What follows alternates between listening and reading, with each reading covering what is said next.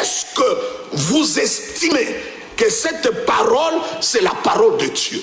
Lorsqu'un médecin part et que Dieu part, sur quel côté la balance va peser pour toi?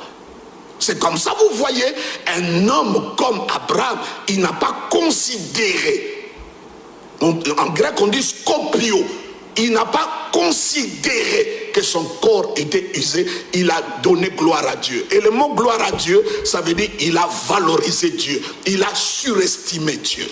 Alors, qu'est-ce que les personnes qui suivent ces messages-là et qui ont soif, n'est-ce pas, de développer leur croyance? C'est comme ça, Joseph. Vous allez remarquer dans la Bible, on n'enseignait jamais les gens la croyance ni la foi. Jamais. C'est nous qui enseignons la foi. Pourquoi nous l'enseignons? Parce que le message qui devait produire la foi n'est pas prêché. Ah, alors la foi vient de ce qu'on entend, oui, n'est-ce pas? Et ce qu'on entend vient de la parole du Christ. Mais si vous ne prêchez pas Christ, comment vous allez avoir la foi? C'est comme ça, la foi ne doit pas être notre préoccupation.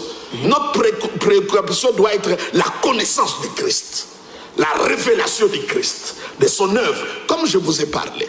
Et cette connaissance produit la foi. Automatiquement. C'est comme tu mets de l'eau sur le feu et ça bouille à 80 degrés, tu prends la farine de manioc, tu mets, tu ne vas pas attendre à voir du riz. C'est le foufou. C'est le couscous. Donc si tu crois à ça, c'est comme ça, Joseph.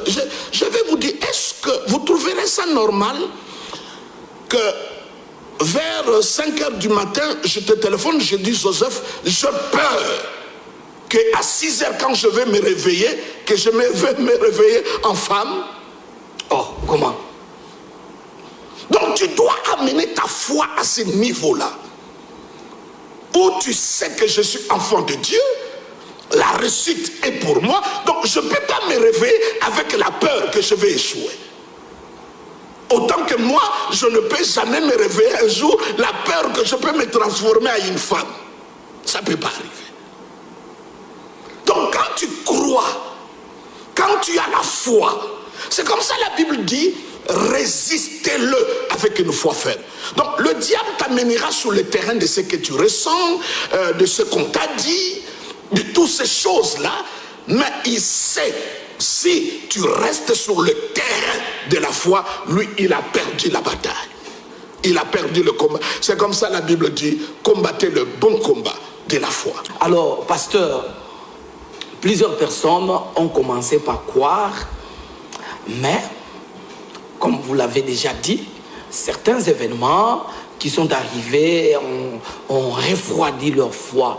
Et qu'est-ce qu'ils doivent faire aujourd'hui qu'ils sont en train de vous suivre pour qu'ils puissent, n'est-ce pas, retrouver ce qu'ils ont perdu? Mais placez-vous sur la fréquence de Dieu, comme nous sommes ici à Kin 24. Si je vais suivre une émission de Kin 24, je vais à la fréquence de Kin 24. Et quand je suis sur cette fréquence, je n'aurai pas une autre télévision que Kin 24. Lorsque vous vous mettez sous la fréquence de Dieu, qui est la parole, parce que la foi, on ne peut pas le demander. La foi ne vient que de ce qu'on entend. Ça veut dire, si tu veux changer ta foi ou alimenter ta croyance et ta foi, il faut changer ce que tu es en train d'entendre. Voilà, ça part de là. Oui, c'est comme ça, vous verrez que quand Adam a été, Ève plutôt, a été approché par le diable, c'est parce qu'il a prêté l'oreille.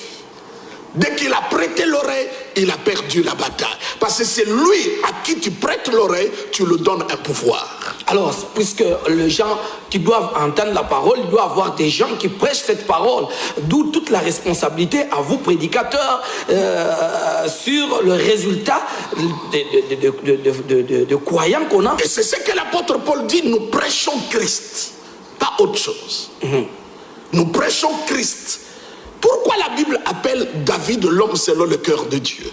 Les gens disent parce qu'il était prompt à se repentir. C'est faux. Dieu l'a dit avant qu'il tombe avec Bathsheba.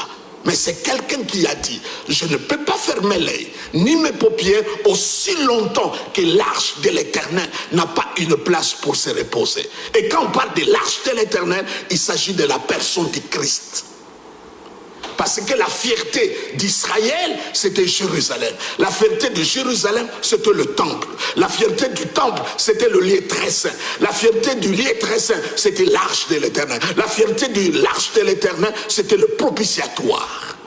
Et quand Dieu descendait, le vase qui contenait la manne, la verge de rond qui a fleuri, et même le table de la loi, tout était dans le coffre. Donc quand Dieu vient, il ne voit pas le péché de son peuple. Cela veut dire, la manne, c'était la nourriture que Dieu les a donnée. Ici, nous sommes dégoûtés. Donc ils ont refusé la provision de Dieu. La loi, ils ont refusé la loi. Ils ont refusé le leadership d'Aaron. Donc, ce sont les trois rébellions majeures qui résument le péché des enfants d'Israël. Mais ça se trouve en dessous du propitiatoire. Mais aujourd'hui, beaucoup de prédicateurs, ils prêchent, ils ont enlevé les couvercles. Et Dieu, lorsqu'il descend sur le propitiatoire. Le propitiatoire. Il ne s'occupe pas du contenu. Beaucoup de prédicateurs, ils ont enlevé le propitiatoire. Ils croient que quand ils prêchent le péché, ils bâtissent la foi.